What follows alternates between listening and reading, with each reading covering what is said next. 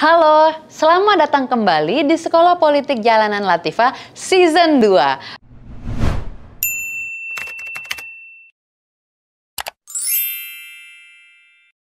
Bagaimana dengan video-video saya sebelumnya? Lebih fresh kan? Dan semoga ini bisa membantu kakak-kakak hebat memahami lebih banyak soal politik.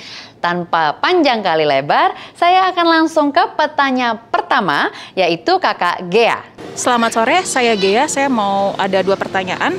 Yang pertama, saya ingin menanyakan tentang pertikaian antara Ukraina dan Rusia. Itu apakah ada unsur politiknya?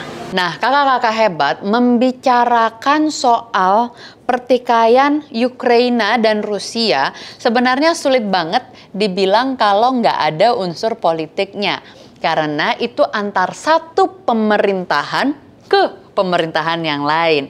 Dan biasanya memang dalam urusan pemerintahan banyak sekali unsur politiknya.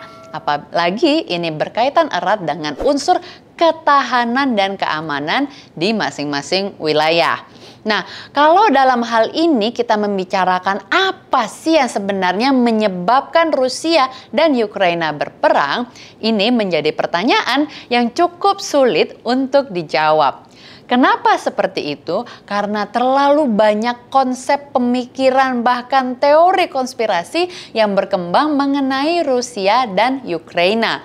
Yang jelas pada titik saat ini ada negara yang di-backup oleh negara lain dan negara lainnya yang di-backup oleh negara-negara lainnya. Nah, untuk hal ini saya mengajak kakak-kakak hebat anak-anak muda untuk lebih bijaksana membaca berita agar tidak termakan hoaks berita bohong tentang perang negara tersebut dan tetap menjaga keamanan di wilayah tanah air kita sendiri. Dampaknya apa untuk negara kita atas pertikaian kedua negara tersebut? Terima kasih. Nah, pertanyaan ini cantik juga. Seperti yang saya jelaskan sebelumnya, ada beberapa hal yang menjadi dampak dari perang ini. Seperti salah satu contohnya, apabila dia warga negara Rusia yang lagi di Indonesia, sayangnya sistem perbankan mereka dibekukan oleh SWIFT yang akhirnya membuat mereka tidak bisa menarik uang dari ATM kalau bank mereka masih dari Rusia. Saat ini kondisi di Indonesia masih sangat stabil secara keseluruhan ya, kalau melihat apa yang terjadi di negara Rusia dan juga Ukraina. Sehingga kembali kakak-kakak hebat, saya ingatkan, jangan sampai termakan berita yang tidak benar soal Rusia. Kita pelajari baik-baik soal konflik dia dengan Ukraina, agar kita bisa lebih baik menganalisa apa yang sebenarnya dan akhirnya terjadi dari perang Rusia dan Ukraina ini. Karena biasanya history atau sejarah menyatakan apa yang sebenarnya terjadi dalam waktu perjalanannya. Bagaimana kakak dengan jawaban saya tadi tentang perang Rusia dan Ukraina? Semoga membantu kakak semua memandang sebuah permasalahan konflik dengan lebih objektif. Saya akan lanjutkan ke penanya kedua, kakak Lala. Halo, nama saya Lala. Saya ingin bertanya, kenapa hampir setiap memasuki bulan Ramadan, harga sembako itu selalu naik? Adakah unsur politik di dalamnya? Kakak-kakak hebat, ini pertanyaan cantik banget. Dan saya pengen bilang kalau sebagai orang yang ada di partai politik, kita nggak pengen banget ada masalah unsur politik kalau sudah kena bulan Ramadan. Nggak etis aja begitu. Jadi saya tahu betul bahwa rekan-rekan saya itu biasanya ketika bertemu Ramadan mereka berusaha melakukan hal-hal yang lebih baik dan membawa berkah dalam perjalanan karir politik mereka. Nah, lalu kenapa sih hampir setiap mau Ramadan harga sembako suka naik? Nah, kalau kita membicarakan teori ekonomi, biasanya nih sebuah situasi di mana masyarakat ingin membeli lebih banyak terjadi ketika mau ada perayaan tertentu, terutama perayaan keagamaan. Nah, kalau di Indonesia tentu ada Ramadan yang menjadi perayaan besar di Idul Fitri karena 80% lebih populasi di Indonesia adalah Muslim. Hal ini tentu kerap sering digunakan oleh para pedagang untuk mendapatkan untung lebih di selama periode ekonomi 1 tahun tersebut. Namun kakak-kakak hebat, ada faktor lain juga yang membuat harga makanan atau bahan pokok itu lebih tinggi daripada biasanya apabila terjadi kelangkaan barang. Maka daripada itu, barang yang aslinya jumlahnya banyak banget, kalau tinggal sedikit, maka orang akan menginginkannya lebih dan harganya pun dinaikkan oleh para pedagang. Bagaimana sih struktural politik di dalam negara yang dipimpin oleh kerajaan? Terima kasih.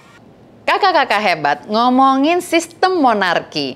Sistem monarki adalah sistem yang dipimpin oleh orang nomor satu di kerajaan. Bisa oleh raja, bisa juga oleh ratu. Ada beberapa sistem monarki. Yang pertama, sistem monarki mutlak. Yang kedua, sistem monarki konstitusional. Dan yang ketiga, ada sistem monarki parlementer. Monarki mutlak adalah bentuk pemerintahan yang seluruh kekuasaan pemerintahannya bersifat tidak terbatas atau betul-betul mutlak. Luar biasa. Sementara monarki konstitusional adalah bentuk pemerintahan di mana kekuasaan raja dibatasi oleh konstitusi dan undang-undang dasar.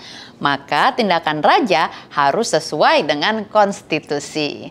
Nah, yang ketiga nih, monarki parlementer, sistem kerajaan yang di dalam pemerintahannya ada parlemen atau DPR. Nah, para menteri baik secara individu maupun keseluruhan bertanggung jawab kepada parlemen tersebut. Nah, kakak-kakak hebat, dalam sistem pemerintahan monarki parlementer, raja bisa jadi sebuah lambang kesatuan negara, tidak dapat diganggu-gugat dan kedudukannya tidak dapat juga dipertanggungjawabkan. Yang dimaksud tidak dapat dipertanggungjawabkan di sini adalah the king cannot do no wrong, di mana raja tidak melakukan kesalahan.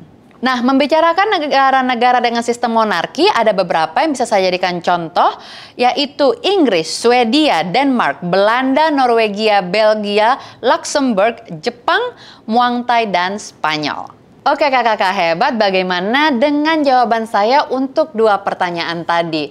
Wah, semakin kesini pertanyaan di SPJL semakin banyak dan berat. Saya senang sekali teman-teman muda menanyakan pertanyaan-pertanyaan yang kritis yang bisa membantu kawan-kawan lainnya lebih mengerti soal politik di negara-negara yang ada. Nah, kakak-kakak hebat, SPJL selalu hadir setiap hari Rabu jam 7 malam di YouTube kesayangan kamu ini. Kakak-kakak jangan lupa untuk di-like, subscribe, dan share kepada teman-teman yang akan mendapatkan manfaat dari video SPJL saya. Sampai jumpa di kesempatan berikutnya. Dadah!